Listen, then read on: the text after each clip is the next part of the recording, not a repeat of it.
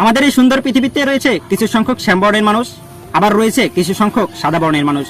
কিন্তু আমাদের বর্তমান প্রেক্ষাপট এতই নিষ্ঠুর যে বর্তমান প্রেক্ষাপটকে উপলব্ধি করলে আমরা খুব সহজেই অনুমান করতে পারি কালোরা প্রতিনিয়তই নির্যাতিত, কালোরা তাদের অধিকার থেকে বঞ্চিত। অনেকে তো মনে করেন কালোরা অর্থবিত্তের মালিক হতে পারবে না, কালোরা সম্মানিত হতে পারবে না, কালোরা চাইলেই তাদের ন্যায্য অধিকার দাবি করতে পারবে না, কালোদের রুচিবোধ নিম্নমানের, কালোরা চাইলেই নিজেকে প্রমাণ করতে পারবে না বিশ্ব দরবারে, কালোরা চাইলেই নিজের গ্রাম রাষ্ট্রকে বিশ্ব দরবারে পৌঁছাতে পারবে না। এই ধরনের চিন্তাধারা যারা নিজের মধ্যে লালন করেন তারা নিতান্তই ভুল। কেননা আমরা যদি বর্তমান প্রেক্ষাপট বাদ দিয়ে 1450 বছরের পুরনো ইতিহাসেও ফিরে যাই, তাহলে আমরা খুব সহজেই দেখতে পাই আল্লাহ তাআলা হযরত বেলাল রাদিয়াল্লাহু আনহুকে আজান দেওয়ানোর মাধ্যমে ইসলামে তাকে সম্মানিত করেছিলেন, কিন্তু তার চেহারাটা ছিল কালো, তবুও তিনি সম্মানিত ছিলেন। সাহাবীরা তাকে ভালোবাসতেন, নবীজি তাকে অধিক মর্যাদার অধিকারী করেছিলেন আল্লাহর আজান দেওয়ানোর মাধ্যমে। তবে কেন আমাদের এত অনীহা কালোদের প্রতি? নেলসন ম্যান্ডেলা কি কয়েক দশক আগে কালোদের অধিকার ফিরিয়ে দেওয়ার জন্য লড়াই করেননি? অবশ্যই করেছিলেন। নেলসন ম্যান্ডেলা ছিলেন কালো, তিনি কালোদের অধিকার ফিরিয়ে দেওয়ার জন্য জেলও কেটেছিলেন। তিনি কিন্তু কালো ছিলেন, তবুও মানুষ তাকে চিরদিন মনে রাখবে। এখন যদি আমরা বর্তমান প্রেক্ষাপটের কথা আলোচনা করি, তাহলে আমরা খুব সহজেই বলতেই পারি ক্রিকেটের রাজপুত্রদের কথা। Chris Gayle, Andre Russell, Cameron Hetmyer আর ওয়েস্ট ইন্ডিজের কত শত নাম বলা যাবে যাদের চেহারা ছিল কালো, কিন্তু তারা ক্রিকেটকে পরিচয় করিয়ে দিয়েছেন সারা বিশ্ব দরবারে। তারা প্রমাণ করেছেন ক্রিকেট আমাদের মাঝেই অবস্থান করে।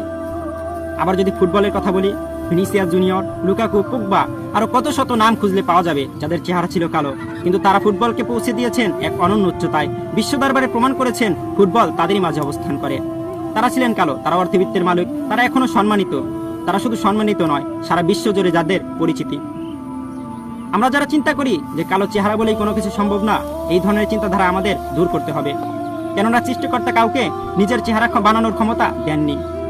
সৃষ্টিকর্তা নিজেই নিজের ইচ্ছা মতো যাকে যেমন আকৃতি দেওয়া সম্ভব তাকে তেমন আকৃতি দিয়ে সৃষ্টি করেছেন। যদি আমরা কালো বলে কাউকে গালি দেই, খাটো বলে কাউকে গালি দেই, তবে ওই মানুষকে গালি দেওয়া নয়, বরং এটা সৃষ্টিকর্তাকেই গালি দেওয়া হলো, যা আমাদের মানুষের পক্ষে কখনোই কাম্য নয়।